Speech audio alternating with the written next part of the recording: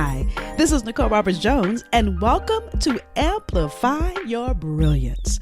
What I know for sure is that one of life's greatest gifts will meet you when you go after your more. And so here is where I share with you thought-provoking insight and behind-the-curtain conversations with women who have reached the pinnacle of success because they went after their more. And I really want you to get this. One idea from these episodes can make a remarkable difference, not just in your business, your career, but in your life. Also, make sure you join the conversation in our Facebook group. Go to thebrilliancetribe.com. Now grab your pen as we begin today's session of Amplify Your Brilliance. Hi, this is Nicole Roberts Jones, and as we end season 4 of Amplify Your Brilliance, I wanted to share with you something that got dropped in my spirit.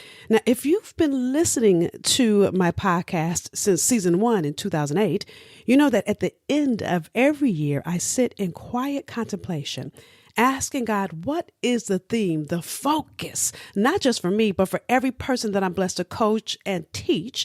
I ask him, what is our focus for the next year? And I got to tell you, typically, I get the mission for next year somewhere between Christmas and New Year.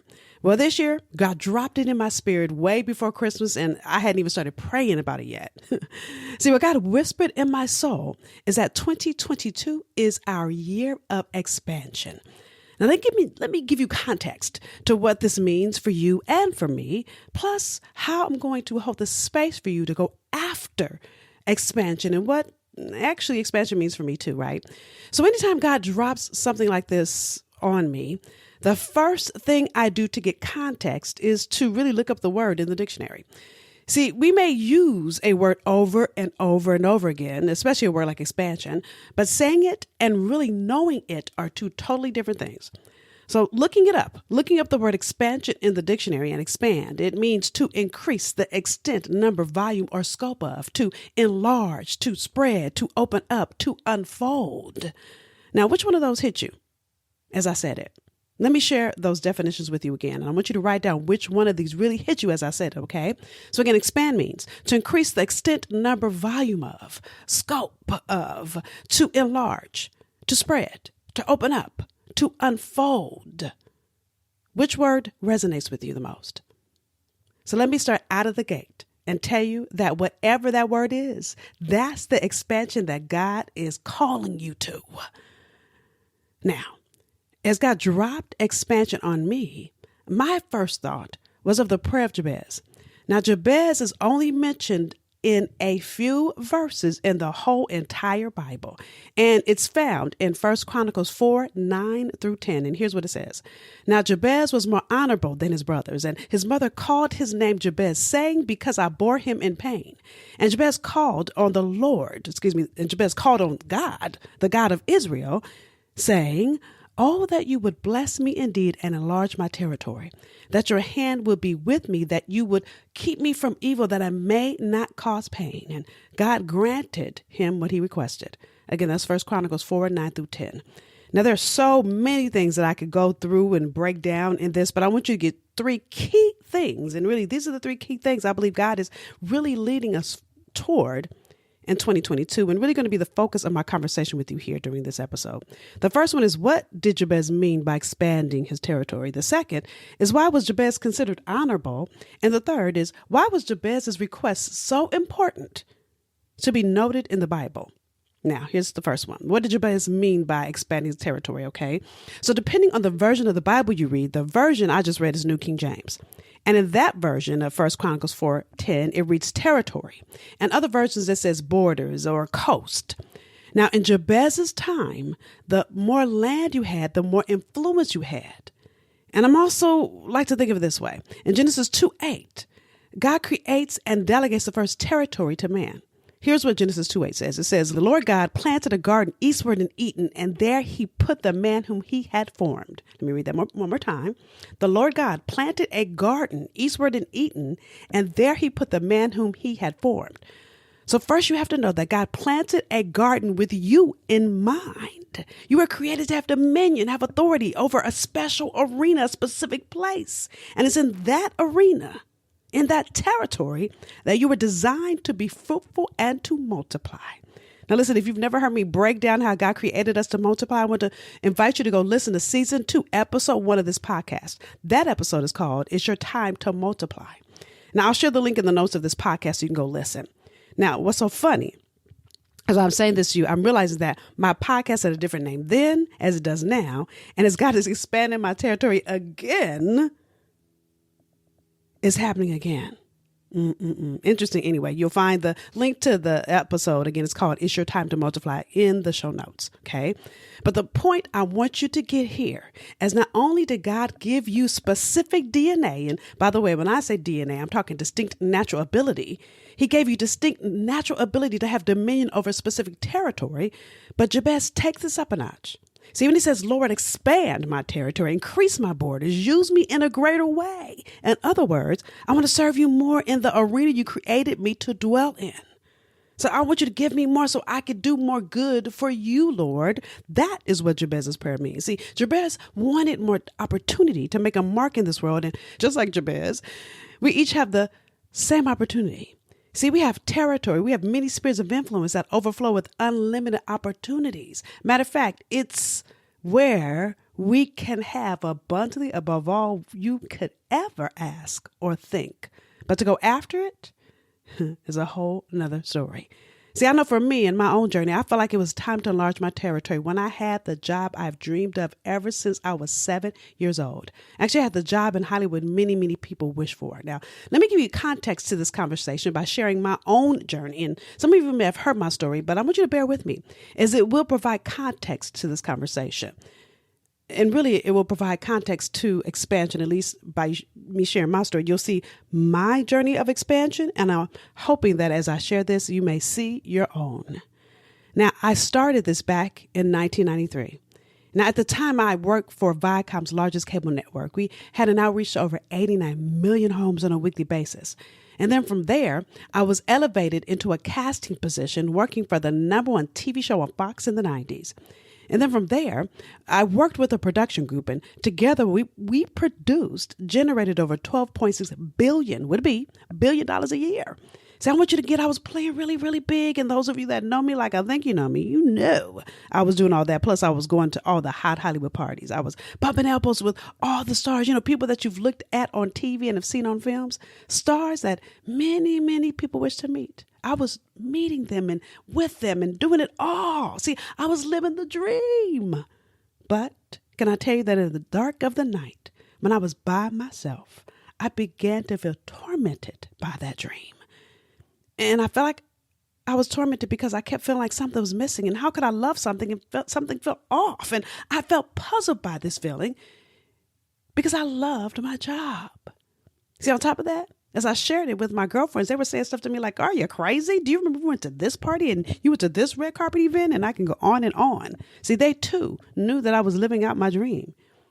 And see, as these feelings began to torment me more and more, I realized that every morning when I got up, a little piece of me died in order to live my dream because my dream started to become my nightmare. And then one day I got sick and tired of being sick and tired. And it was that night that one of my great girlfriends asked me to volunteer at a youth program at my church. And that night, as I walked into that sanctuary and I started working with young women, something in my belly came alive. And see, in that same moment, I found myself confronted with everything I was and everything I had not done yet. See, I knew in that moment, this is exactly what I was meant to do. And yet I felt in conflict. I felt in conflict because this thing that I was doing with young women that night in my church, it didn't come with a big paycheck.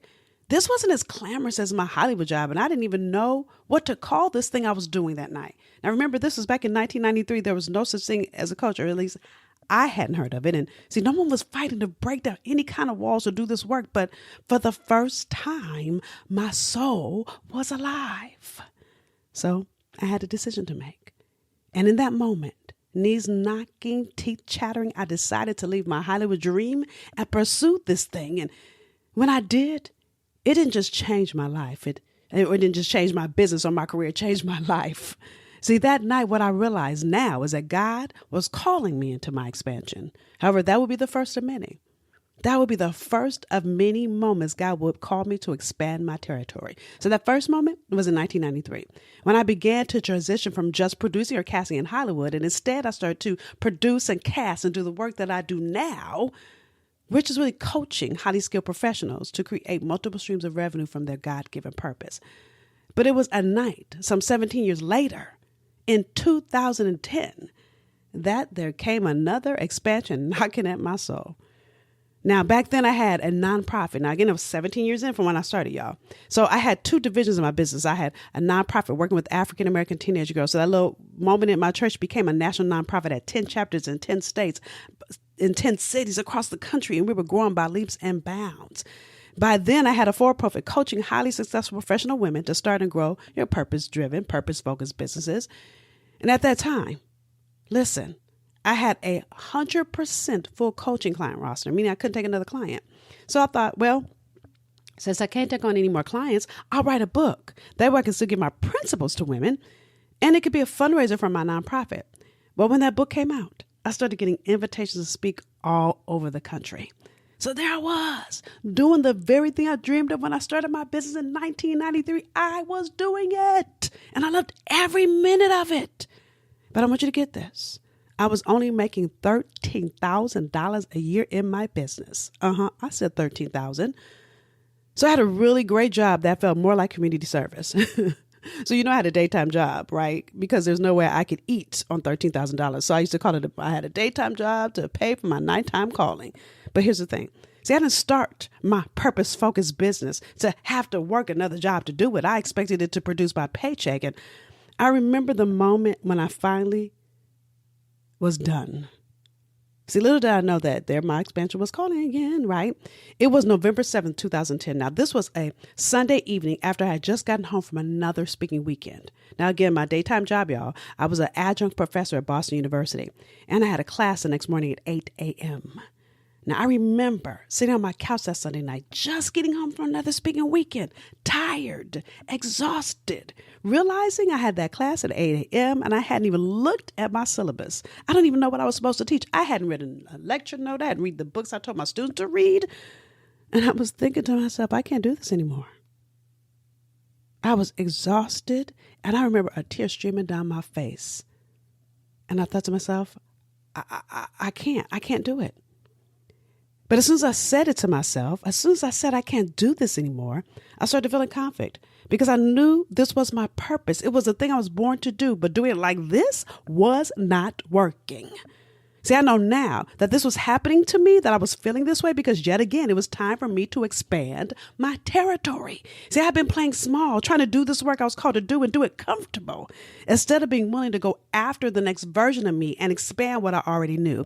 Matter of fact, one of my favorite quotes is, the tools you've used on this level are not sufficient for your next. Well, I kept trying to use the same tools and do more and be more, and it just wasn't working. And so in that moment, I realized that I sat at that crossroad again of who I had already been and what I had already done, and realizing that I was also looking at what I hadn't done yet. As I sat there tired and exhausted and ready to quit, I prayed, Lord, if this is really my purpose, you better show me something. And that's exactly my prayer, because I was a little done, so I wasn't necessarily nice about it, right? So I realized in that moment when I was exhausted, I realized I had taken myself as far as I could take myself, that I had been relying on only what I knew. And if God's going to do abundantly above all you can ask or think, I needed more than what I knew and what I thought, despite the fact that I had a master's degree, despite the fact that I taught at two prestigious universities, despite the fact of my bio and my resume. God never gives you a purpose or a vision or a dream checking who you already are. He's not checking your bio, your resume, or your bank account. He's checking your faith. See, I need to stop leaning on my own understanding and look to God to direct my steps. And boy, did he. So soon after I prayed that prayer, I remember hearing about a webinar. So I opted in and I listened, right? And on that webinar, it invited us to an event. I registered to go to that event. Now, that event cost $500. So I paid for that. I bought my plane ticket because the event was in California. And at the time, I lived in Boston. And that was $500, by the way. And then I spent another $1,500 on my hotel room because I went by myself. And I'm sharing that with you because I couldn't afford it. But I couldn't afford not to do it Remember, I told you, God didn't check your bank account, he's checking your faith. And listen, at that conference, at that event, I began to see all the things I didn't know. Well, I didn't know that I didn't know, and all the things I needed to add in my business. Plus, knowing it and doing it are two different things, right? So because I knew it wasn't enough, I also knew I needed support to be able to implement it. I needed a coach. So yes, I hired a coach. And by the way, that coach cost $30,000. Now, remember I told you I was only making $13,000 in my business. But again, I was willing to risk it all to gain it all. I realized I would have to invest at the level to which I wanted to see the return. And I had to trust God because I knew that he was directing my steps and he directed me right to that coach. And in my first coaching session, my coach said to me, Nicole, didn't you tell me you're an adjunct professor that you taught at USC for almost 5 years, that now you teach at Boston University and what you teach is program development? And I'm thinking, yeah, my coach really knows me, right? Then she asked me, and didn't you tell me that when you lived in LA, you had a consultancy? You work with heads of state, you've worked with celebrities, you work with small business owners and nonprofit CEOs. And what you did was you went into their businesses and developed programs. I'm thinking my coach is really listening to me. Yes, coach. Yes. Now listen, the next thing she said to me changed it all. She changed the game on me. I didn't realize that I was going to expand not just my territory, but expand my thinking about it. She said, Nicole, she said, Nicole, you don't have any programs in your own business. Duh. Oh my God. It was like in that moment, it's like I could hear the heavens open up. It's like, oh my God, how did I not see this? So I'm going to tell you something. As soon as she said that, I went back in my office or in my room because we were at a hotel. Actually, we were at an event. I went in my office. I began to design a program. I had a speaking event in 2 days. Let me tell you something to make a long story short. I took all the work I'd been doing and I created what I call now my blueprint. Same thing I do with all my clients. I have been overlooking my brilliance. I use that same blueprint again that I've used as a college professor, as I've been using as a consultant. And I began to use it in my own business. And I'm going to tell you something. I made $10,000 in the next 2 days. My business went in 6 months from 13,000 to generating over 200,000. And the horizon for me was not just about making more money, but it expanded the way I was using my gift in this world. Now that was 2010, going into 2011. And can I tell you that as I'm sharing this episode with you, guess what? I'm in the middle of yet another expansion. So my first expansion, God moved me from entertainment to working with teenage girls. The next expansion, God expanded my gift to serve more women, highly skilled professional women, to really bankroll their brilliance. That was born. This third shift, I'm in the middle of right now. I need y'all to get this. That God, listen, let me just say it this way. Some of you know that for the last 28 years, my work has focused only on women. Even now, every now and then I might get a male client or two, but 99% of my clients have been women. Well, a few months ago, God whispered to my soul, it was time for me and my work to be inclusive to men. Now, I'm sure you're thinking to yourself, why did I tell you all of that? Or maybe you're thinking, why did I share my story with you? Or what does it have to do with the prayer of Jabez? Or what does it have to do with my expansion? Because here's what I know for sure. There will come a time in your life where maybe you're in that place right now. That's your current job or even the way you're operating in your business just is no longer big enough for your gift. And when that rumble in your belly to expand comes, many people will choose comfort over the conviction they're feeling. See, most people may feel a rumble or inkling for more, but will choose to stay where they are. They choose their title. They choose their expense account. They will worry about what other people will think and the perception of going after what's next. So they stay in good enough. And maybe that's exactly where you are as you listen to this episode. See, I know every time God calls me to my next, I realize I've gotten comfortable. And God has so much more. He has to call me out of my comfort because it has so much more for me, just like he has so much more for you. See, Jabez shows us what it looks like to step forward boldly, asking God to enlarge your territory and expand his influence to make things happen on a new level. That's exactly what the prayer of Jabez shows us. And I share this with you because you are faced with the same choice, to live in comfort or to go after your conviction. And if you've been around me, you've heard me say, your comfort and your conviction can never coexist. It just can't. See, when you're in your place of dominion, it's about being fruitful, which is about producing good results. And if you've ever followed any successful company, you know that when things are producing a good result, they want to multiply that result to get to more people. And that's what expansion is all about. That's what being more and doing more and being a higher level of you is all about. See, the same principle applies to the distinct natural ability, the DNA God placed in you. See, as God expects the same for each of us. And the only way you can multiply your gifts, your talents, your purpose, your DNA is to expand your territory. Now, the second lesson that we learn from Jabez is where it says in 1 Chronicles 4:9, now Jabez was more honorable than his brothers, which means it has to mean something so significant, because again, I want y'all to get this. If you go look up 1 Chronicles 4:9 and 10, before it lists out who was related to who. It's like a census. It's like a whole list of people, and it stops right in the middle listing out family and says, oh, out of nowhere, now Jabez was more honorable than his brothers, huh? So if it said Nicole's related to this person, and you're related to that person, and you're related to this person, and then all of a sudden it says now Jabez was more honorable, huh? Where'd that come from, right? So it has to be significant. Now, honorable means deserving of respect, because y'all know I looked it up in the dictionary, right? So the dictionary says deserving of respect or a high regard, deserving of honor. And I believe the reason we are hearing about Jabez and his story out of nowhere is because he was a man of great character. He didn't have selfish pursuits, but he did all that he did, not for personal gain, but to honor God and all of the territory that God put him to have dominion over. And the expansion of it would bless more and do more for the people that lived in that territory, that he blessed in that territory. Do you get that? So in addition, I believe Jabez realized that he was really going to make a larger impact. He realized that he was in need of God's intervention to do it. He knew that blessing, protection, and increase can only come from God, that only let me say it like this, that on his own, he wouldn't be able to do it. He wouldn't have the impact and make the difference that he could with God on his side. See, in our day and age, and this was me too, by the way, so I'm not just talking about y'all, this was me. We tend to think success can be achieved solely by your own hard work. See, for me, remember I told you I was struggling at $13,000. I kept thinking, I'm going to work hard. I'm going to work an extra hour on Saturday. I'm going to work an extra hour in the evening. Then I started working on Sunday. I kept putting in more time and more time and more time, working harder and harder and harder. But all they kept doing is reproducing the same results. So many of us think success will be achieved by working harder, or the right connections and money. And while those things are needed, there is an ultimate resource that takes it up a notch for you to have bigger, or should I say, for you to have abundantly above all you could ask or think.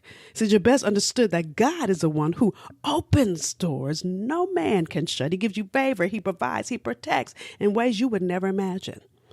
Now, the other thing that's interesting in Jabez's story is he didn't let his past dictate his future. The name Jabez itself, and this is the honorable part, right? I want y'all to get this. Jabez itself means sorrow. So this means that his mom or his family or somebody must have been going through something devastating at the time of his birth. See, it's easy when you've experienced pain or got to a level of success. I want you to get that. Either the fact that his name meant sorrow or who Jabez already was, right? Could have him focus only on himself. But instead, he leaned on God. He didn't. See, he didn't have a pity party. He didn't walk away from God. He didn't say, God, maybe you can't help someone like me. He didn't say, I know exactly what to do, or that I got to this level. I just need to do the same thing I did to get here to go after my next. He didn't say any of that. He didn't let who he was. He didn't let his bio, his resume, or anything he'd done in his past predict what was possible for him. See, Jabez asked God to change his future, and God did. So as I walked you through the first two reasons, I believe Jabez's story is significant, which is what Jabez meant by expanding his territory and why he's considered honorable. So expanding territory so he can bless more people, and honorable is because of his faith and his focus, not on who he already was, but who he had not yet become. The third thing, the final reason I believe that Jabez was important enough for us to hear and learn from his story is that Jabez brought his desire to God. Now, I want you to get this. This is about prayer. I talked about faith, but this is a whole nother level, okay? Now, of course, we all know how to pray. We've heard about the importance of prayer, but what makes this conversation with Jabez and God different, I think Jabez really understood the power of prayer. He knew that for his desires to come true, he needed to call out to God and make them known to him. And while it could be easy to get caught up in the idea that Jabez's prayer is powerful and anointed, and it is, it's not some kind of formula. Really want you to understand this. It's not some kind of formula. If you just read the book, I'm going to do exactly what he did. It's not a formula or repetition. See, you can pray the exact same prayer. You can read that book over and over and read the Bible verse over and over till the cows come home. And it doesn't mean it'll be answered. See, it's not the words that will give you the answer. It's the intention behind the prayer that gets the answer. I'm going to say that one more time. It's the intention behind the prayer. See, so the prayer that Jabez prayed is an example of intention and really the heart and motives behind the ask. See, Jabez shows us that your words must be sincere and come from the desire of your heart when you pray. And Psalms 37:4 says, delight yourself also in the Lord, and he will give you the desires of your heart. See, I believe Jabez shows us that you can expect God to move when your thinking and desire matches his, when your desires are in alignment with his purpose for your life. See, God desires to bless you more than you can imagine. See, but at the same time, God is not a vending machine. You can't just expect to make a selection, pray, and pow, it happens like you do. You push the button at the vending machine and the thing comes down. No. So Jabez's prayer wasn't selfish. His prayer is not about getting stuff. Jabez's prayer is also not about an easy fix or an overnight blessing. See, it's easy to read those two little verses and think, bam!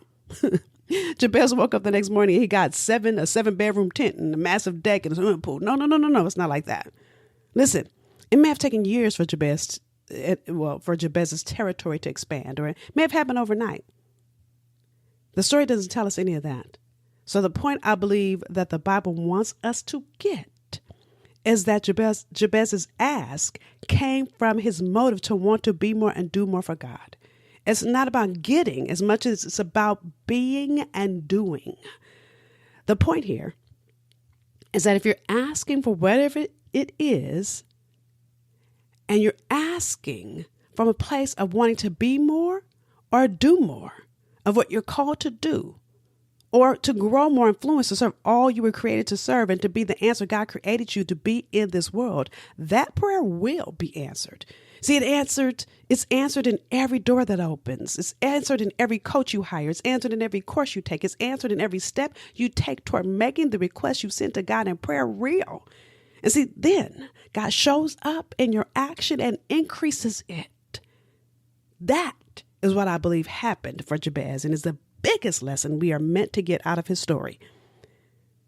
See, it's what happens when we truly decide to go after our abundantly above all. You can ask or think. It shows you what happens when you're bold enough to ask God for it. It shows you what happens when you're bold enough to step through fear, your past, or any other limit that could stop you from getting there. And in all things, it says you look to God, who is the author and finisher of your faith. So my question to you is this, and really, I want to invite you to ponder as this episode is released on December 1st of 2021. And as we're on the dawn of 2022, whether you listen to this on December 1st or some other day in December, or whenever you listen to this, what is God's next for you? I really want you to think about that and realize that. What is God's next for you? What's the expansion of your territory? Again, it's not about who you already are. That version of you is done, complete. What's next? What's been rumbling in your spirit to do or be? Is it to be a speaker? Is it to write a book? Is it to serve more people with your gift of accounting, or that legal expertise you have, or the systems thinking that comes to you effortlessly, or that skill you have to put an outfit together, or to help a family or a person that's in crisis? Or, because it's that time of the year, maybe it's to get healthy or lose weight. Whatever your gift may be, maybe the expansion for you is to start a business, or is it to grow your current business? Whatever that is, I'm here to call you out and hold the space for you to go and get it, to go after that expansion. Now, before I share with you how I'm going to help you, I want to share with you a little more about the expansion that I'm saying yes to, right? That I'm in the middle of, right? So I shared with you a few minutes ago, I started this work over 28 years ago, and God started me first working with teenage girls and then women. Remember I said that? And now as we embark on the dawn of a new year, a few months ago, God whispered to me, it's time for my work to include men. Now, in all the years I've been doing this work, I've had very, very, very few male clients, most of which actually come from referral. Because if you see my brand, my main color is pink. Well, really magenta, but as my husband reminds me, that magenta is just dark pink. And my last book is called Find Your Fierce, as in Sasha Fierce. And also my husband had to share with me as much as he loved me. He could be a whole lot of things for me. He said, but baby, the one thing I'll never be is fierce. Okay. Why am I sharing this with you? See, working with women is like my security blanket. It's comfortable. It's easy. And so when I got the directive from God, I tried to ignore it. And I did for months. I continued to focus only on women. And every time I was on a podcast or a media interview and said women, I'd feel sick to my stomach, but I kept going and kept saying women until the day in October when I was on a podcast, well, the last podcast when I said women. Can I tell you that I started to feel like I was going to throw up? I mean, physically throw up while I was on camera. So right there in the middle of that interview, I said out loud, let me correct myself. And I began to share with the host, who was a man, by the way, that God was calling me and my work to be inclusive to men. Why am I sharing all of this with you? Because I want you to know that when God whispered 2022 was our year of expansion, it was as much for you as it is for me, that I too have to say yes and had to say yes outside of my comfort zone. See, just like you're going to have to do if you haven't done it yet, you're going to have to say yes outside of yours. See, I'm in the middle of shifting and I'm inviting you into this journey with me that we can walk alongside it together with each other so that you expand in a community of other highly skilled professionals. Notice I didn't say women, I said highly skilled professionals. Hello, men who are ready to go beyond who they already are into a version of themselves they have not yet become. See, for me, in the coming months, you're going to notice a shift in my brand colors, a slight shift. Got to let go of pink, y'all, right? And this podcast will also shift, albeit slightly. See, I'll come back to you in 2022 with a new name, new colors, new look, but same gift. See, when God expands you, your purpose doesn't shift, it expands. And to support your shift, for the next 21 days, I'm holding the space for your expansion. Matter of fact, I'm calling it 21 days of expansion activation. It's kind of like a spiritual workout. See, my goal is to hold the space for you to go after you abundantly above all you could ever ask or think. My goal is to hold the space for you so that you can truly say yes to all that God desires for you, so that you can go after that rumble inside your soul. Now, here's how I will support you for the next 21 days. Well, let me give you context first. There's a formula I use with my clients called the be, do, have formula. See, most of us focus on what do we need to have this huge desire we have in our heart, but we often leave out our being. And it's the being that makes a difference, which is what I believe Jabez's prayer shows us. So I'm going to support your being over the next 21 days. And by the way, it says it takes 21 days to start a habit. So that is why I'm doing it for 21 days. And the goal is that you do this every day. See, the action you take to go after your next level will be up to you. See, the doing is going to be up to you. Going outside of your comfort zone is going to be up to you. So I really want to give you a spiritual workout that will support your doing. And it's the being of it. So for the next 21 days, every morning at 7 a.m. EST, actually starting today, December 1st. So it's already posted. Go see it.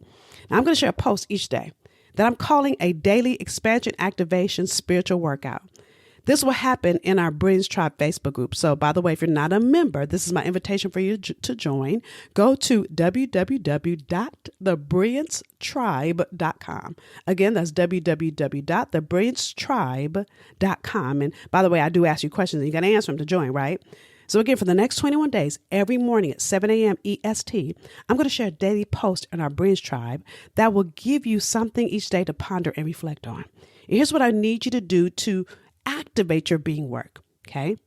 Give me 20 minutes a day. Grab a journal. And here are the 4 steps I'm going to invite you to take. Number 1, each day, read your daily post.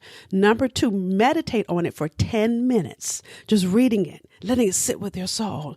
Number 3, I want you to focus on what's coming up for you, right? Focusing on the words in the post. What is resonating with your soul around that post? And then number 4, I want you to write down in your journal what thoughts and things are coming up for you as you read it. Okay. And I need to do this every day for 21 days. Again, here are your 4 steps. Let me simplify them. Number 1, read it. Number 2, meditate on it. Number 3, sit with it. Number 4, write it. Again, I'm going to say it one more time. Number 1, read it, meditate on it, sit with it, write it. Again, if you're not a part of our Brilliance Tribe Facebook group, go to thebrilliancetribe.com and I'll see you there every morning for the next 21 days at 7 a.m. EST. See, says God already has abundance tied to your purpose, your gifts and talents, your DNA, your being with your expansion is tied to you getting direction from God to go and do it and be it. By giving God this additional 20 minutes each day, my desire for you is to be just like Jabez, to have greater influence, more opportunity to make a mark in this world, and just like Jabez, that you find favor and overflow with unlimited opportunities. Matter of fact, that all that happens for you in 2022 is abundantly above all you could ever ask or think, and it starts with you positioning yourself for your expansion. I can't wait to see what 2022 holds for you and for me. I can't wait to hear and see it and be a part of it. And so for me and you together, as we do the work to go after what's next and expand into all that God has waiting for us, here's to a 2022 that is abundantly above all you could ever ask, think, or even pray for. Here's to our next level next year. I can't wait to see and hear what happens for you. Thank you for joining us for this episode of Amplify Your Brilliance. Now, I want you to walk away from these sessions with value, so answer either one or all three of these questions. Number one, what was your greatest takeaway? Number two, what will you do different as a result of what you heard? See, you may have heard something you've already heard, or you may have learned something new. Either way, don't take the insight that was shared with you for granted. So commit to doing one thing different as a result of what you heard. Number three, what was confirmation for you? What did you hear that confirmed you're on the right path? See, I want you to take a moment and celebrate you.